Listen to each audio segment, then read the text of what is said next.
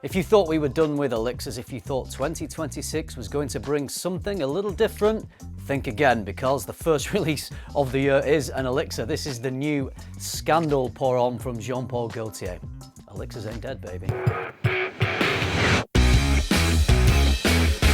I've been involved with a few scandals in my time. It all started back in 2021 with the original Scandal, which was an interesting release which combined mandarin and caramel. So it had this sweet gourmand-like smell, but this fruity freshness, and it worked really nicely. It was a different sort of thing, very enjoyable and good performance. And then we had Le Parfum, which I enjoyed even more because it dialed down the freshness and started to become a slightly heavier, slightly more dense fragrance. Then we had the Intense version, which made the fragrance even heavier. I guess it did make it more intense. There was a leather note in the base of this, which just gave it some extra depth, a little bit more density, a little bit more heft, which I really enjoyed. I'd probably say I enjoyed the Intense and the Parfum both equally and a little bit more than the original, actually. There is Absolute, which I've not mentioned. I don't have that one. I smelled it, I really enjoyed it, but I didn't purchase it because I felt like it was a little bit redundant owning more than one Scandal fragrance, and I kind of still feel like that. They are definitely all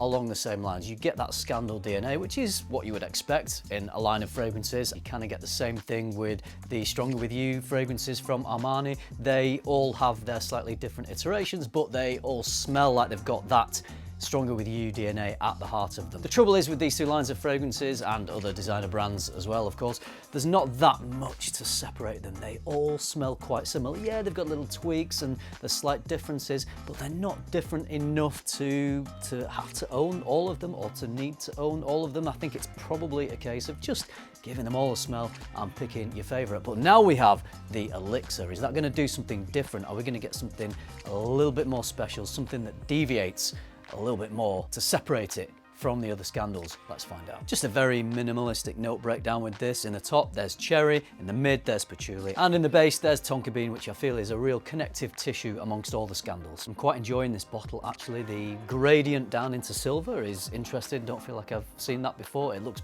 pretty cool. It's quite a bling looking bottle, if you like crowns as your cap. But never mind about crowns. Does this one smell any different to the others? Well, when you first spray it on, I think, yeah, it does smell quite different. I don't quite get the same Scandal sort of smell because you get this beautiful cherry. It's a black cherry, so it's quite a dark, intense, rich cherry note, and it's pretty strong as well. And the good thing about this cherry note is that it doesn't smell like this plasticky, synthetic, glacier cherry sort of smell. It smells quite deep and quite realistic, so I'm digging the cherry in this. If you like a bit of cherry in your fragrances, then I think you'll really enjoy this because the opening is superb. I really enjoyed it. I probably get the cherry in this for maybe about 30 minutes, maybe a little bit longer than that, and then it does fade away because it is just a top note, and I felt like I pretty much lost the cherry completely.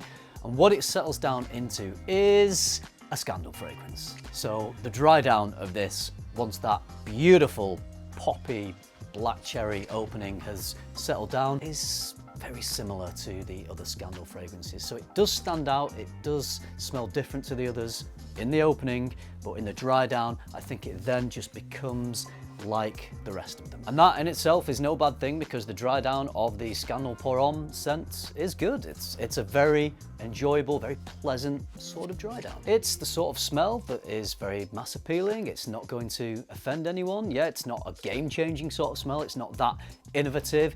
It's probably not really a head-turning sort of a smell. If you want to smell good, it gets the job done. It's also a very versatile smell. I'd be happy wearing this all year round. Performance is generally pretty good. The opening is good in terms of its projection, but then as it dries down, as with a lot of fragrances, it was projecting less. I felt like it did go quite close to my skin, but it was still there and longevity was good. I would say you're probably going to get a decent 7 or 8 hours out of this one. This 50 ml bottle I purchased from the fragrance shop. It was retailing for £89, but I didn't pay that because I am a fragrance shop member, so that knocks you a little chunk off, so it was £71.20. Overall, I like it. It's a good release. I'd say it's a decent fragrance with a better than decent opening. If you like the Scandal DNA and you feel like you want to add to it and it's worth buying this one for the cherry. If you literally want a Scandal fragrance with a nice cherry on top, you probably want to go and smell this one and see if you like it. I would say after the opening, it's not that different to the other Scandals, so it maybe doesn't justify a purchase if you already own all the others, or at least one